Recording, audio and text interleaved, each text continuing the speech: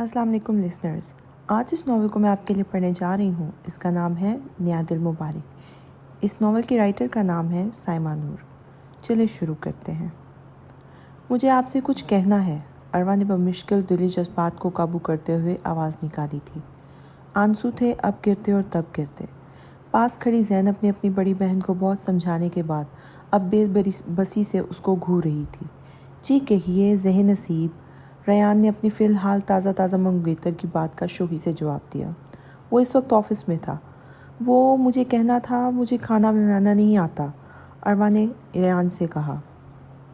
دراصل اروا کو اپنے اور ریان کے رشتے سے ہی خوشی نہیں تھی۔ وہ اس رشتے کو ہر صورت ختم کرنا چاہتی تھی۔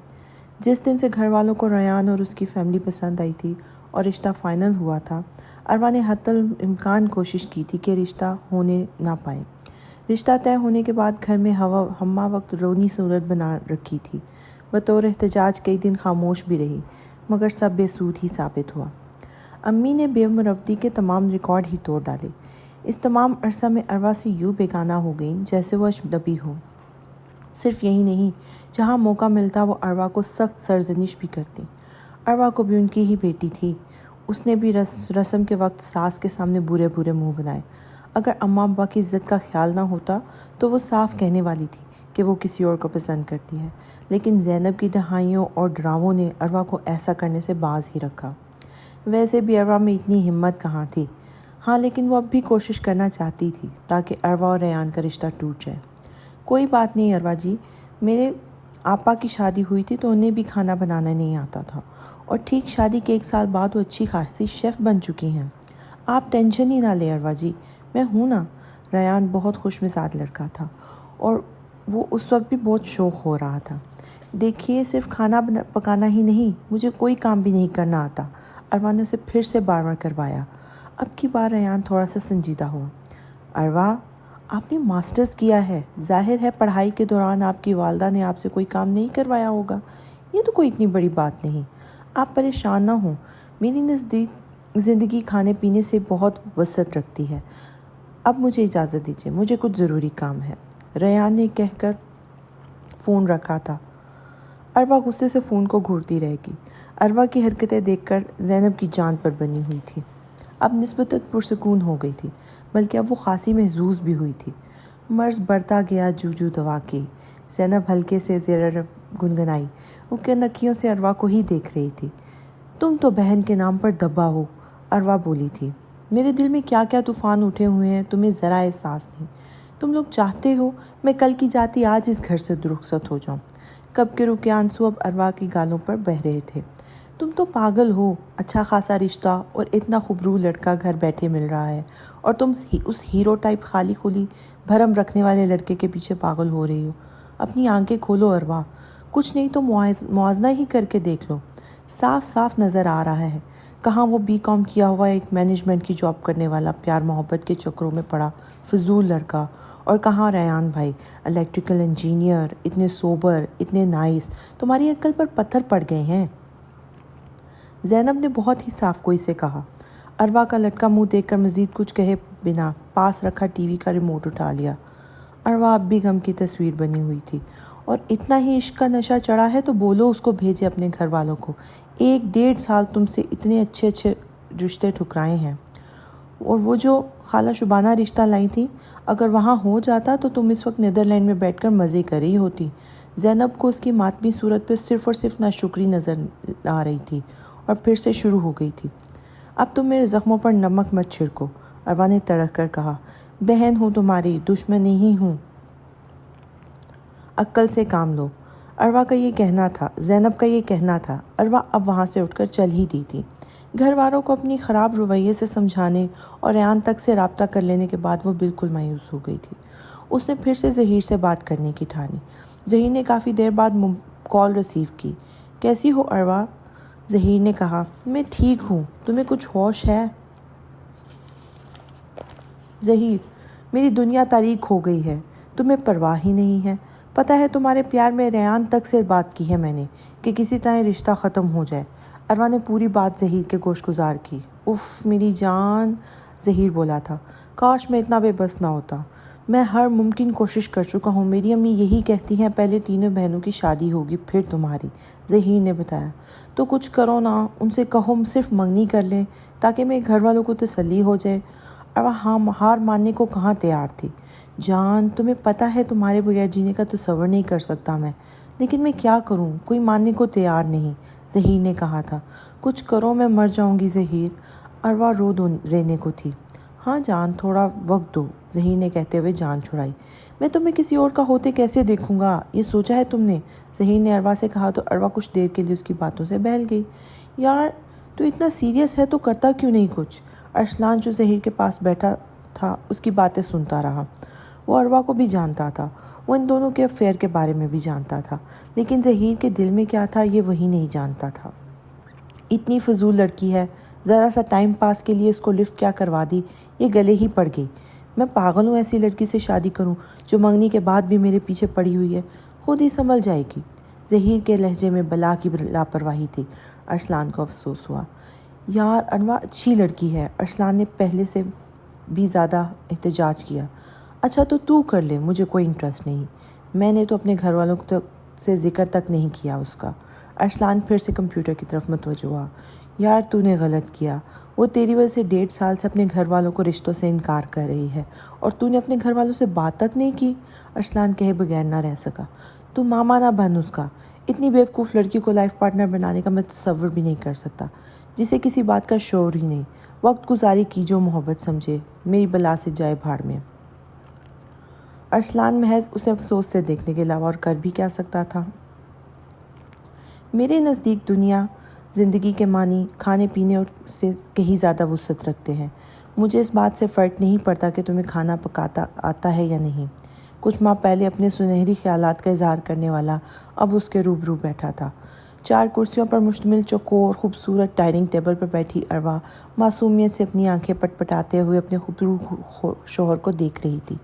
کہنیاں میز پر ٹکی ہوئی تھی، میز پر پیزا رکھا ہوا تھا، اور یہ اور بات ہے کہ اس کی شکل شملہ مرچیں، مرغی کے ٹکڑے اور پگھلی ہوئی پنیر کے علاوہ کسی بات میں بھی پیزا سے مماثلت نہیں رکھتا تھا، خاص کر اوپر سے جلی ہوئی ڈو اور باقی ماندہ چیزوں کی ملی جوئی خوشبو۔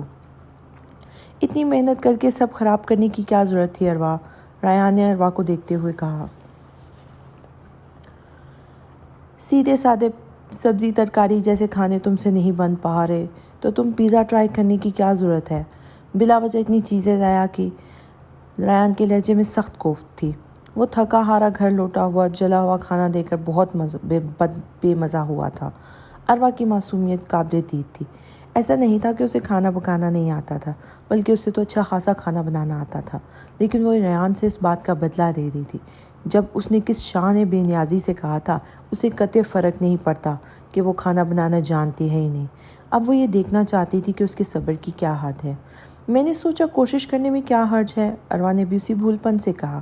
اچھا اب اس کو سائڈ کرو، میں کچھ آن لائن آرڈر کر دیتا ہوں۔ ریان موبائل دیکھتا ہوا وہاں سے اٹھا تھا۔ اروا بھی پیزا اٹھائے اسے شاپر میں ڈالنے اٹھی تھی۔ پتہ نہیں کس مٹی کا بنا ہے، اسے کچھ برا کیوں نہیں لگتا، نہ کسی بات پر غصہ آتا ہے، ہر کام الٹا کرتی ہوں۔ پھوہڑ پن کے ریکارڈ قائم کر دیے تھے اس نے اب 2 ماہ میں۔ آج بھی ایسا ہی ہوا تو اس نے پہلے اتنی ساری چیزیں ضائع کی تھیں اور اب باہر سے کھانا آرڈر کیا تھا۔ ایک دن بلکہ کچھ گھنٹوں میں اچھا خاصا خرچ ہو گیا تھا۔ یوں تو اروا اب کافی سنبھل چکی تھی، لیکن اس کے دل میں اب بھی پرانی محبت کی کچھ راکھ باقی تھی۔ یہ ایسی ویسی لڑکی نہیں تھی، وہ تو کسی اجنبی سے بات کرنے میں بھی بہت مشکل سے کیا کرتی تھی، لیکن ظہیر نے کچھ اس طریقے اور صباؤ سے اروا پر ڈورے ڈالے تھے کہ اس جیسی مضبوط کردار کی لڑکی بھی بہک گئی تھی۔ اروا جتنی مشکل سے اس کے جال میں پھنسی تھی، اتنی ہی مشکل ظہیر کو ہوئی تھی اسے مزید کوئی فائدہ اٹھانے میں، بلکہ سچ کہنا یہی تھا کہ وہ بغیر اس کے کوئی مقصد پورا کیے الٹا اس کے گلے پڑ گئی تھی اور بار بار گھر والوں کو بھیجنے کا تقاضا کر رہی تھی۔ اسی لیے ظہیر نے اسے جان چھڑانے میں لمحہ ضائع نہیں کیا۔ اروا جیسی لڑکیاں جب محبت کرتی ہیں تو اپنی جان تک نشاور کر دیتی ہیں، جبکہ ظہیر ایک بھنورا صرف انسان تھا جس کا مقصد صرف پھول کو بے رنگ کرنا، بے نور کرنا تھا۔ یہ بھی اروا کی خوش قسمتی ہی تھی کہ ظہیر نے اسے ایسے ہی چھوڑ دیا، لیکن اروا اب ظہیر کو یاد کرتی، اس سے فون پر رابطہ بھی کبھی ہو رکھا تھا۔ ظہیر اب بھی اروا سے محبت کے دعوے کیا کرتا اور کہتا کہ اس نے بہت جلدی کی، تھوڑا سا انتظار نہیں کر سکتی تھی۔ ظہیر کے منہ پر یہ سب سن کر اروا کے زخم نئے سرے سے تازہ ہو جاتے۔ اسے اپنے خوش مزاج محبت کرنے والے شوہر کا پیار بھی نظر نہیں آتا تھا، بلکہ وہ سوچتی تھی کہ کاش ریان نے انکار کر دیا ہوتا۔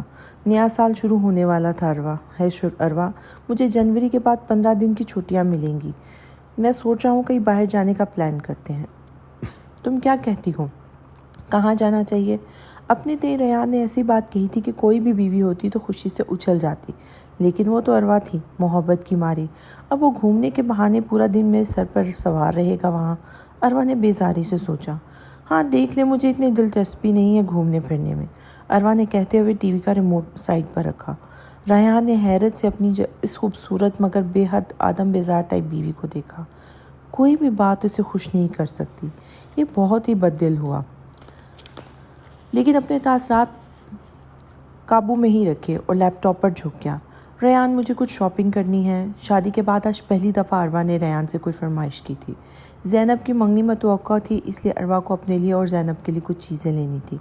ہاں اروا، تم چلی جانا زینب کے ساتھ، ریان نے خوش دلی سے کہا۔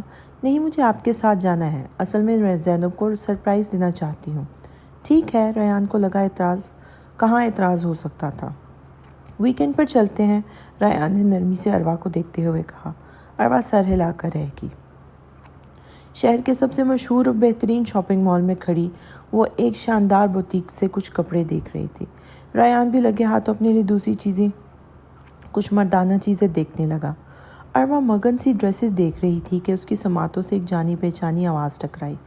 یار دیکھ لو، تمہیں جو اچھا لگے، ویسے بھی تم پر سب کچھ جچتا ہے۔ اروا کا دل ڈوب کر ابھرا۔ آواز ظہیر کی تھی۔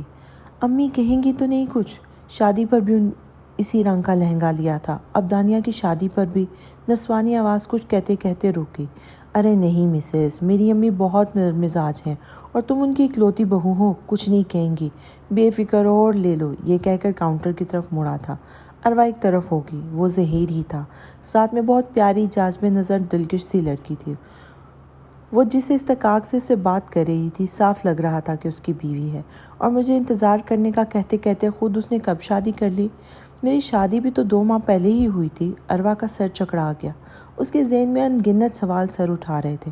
یعنی وہ مجھ سے شادی کرنا ہی نہیں چاہتا تھا، صرف مجھے ٹال رہا تھا، اور میں کیا کیا کرتی رہی، اپنی فیملی سے لڑتی رہی، اتنے پیارے دل والے شوہر کے ساتھ کبھی ڈھنگ سے بات تک نہیں کی۔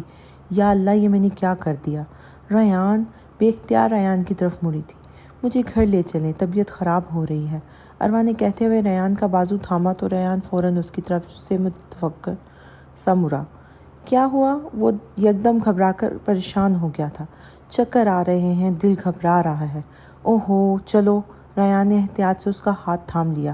اروا نے پہلی بار ریان کو نرمی سے دیکھا۔ اروا کی آنکھوں میں شرمندگی ہی شرمندگی تھی۔ اروا جتنا سوچتی اتنی ہی شرمندگی اس پر حاوی ہوتی جا رہی تھی۔ کیا کوئی شخص اتنا دھوکے باز ہو سکتا ہے؟ وہ آنکھوں میں آنے والے آنسو صاف کرتی۔ کوئی شخص محض وقت گزاری کے لیے کسی کے خالص جذبات سے یوں کھیل سکتا ہے؟ بہت ہی حساس تھی، اس لیے سب باتیں اتنی آسان نہ تھی کہ بھول کر آگے بڑھ جاتی۔ وہ کئی ہفتے پسمڑتا رہی، بوجھل دل دیے شرمندگی کا احساس کی تھی تو اور کم نہیں ہو رہا تھا۔ بہت برداشت کے بعد اس نے اپنی چھوٹی بہن سے یہ بات شیئر کی۔